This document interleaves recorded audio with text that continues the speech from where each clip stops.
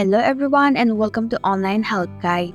Today in this video, I'm going to show you how to download Microsoft Teams app. So without any further ado, let's dive right into it. Open up your Play Store. In the search box, type in Microsoft Teams app and perform your search.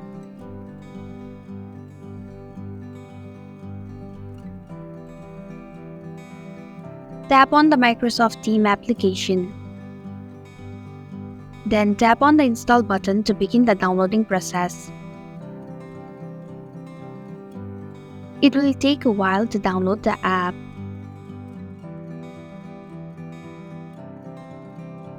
Once the application is installed, tap Open to launch the app.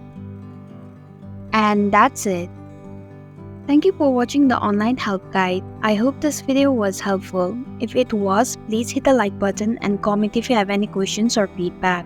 Also, if you are new to our channel, please subscribe and hit the bell icon so that you don't miss our upcoming videos.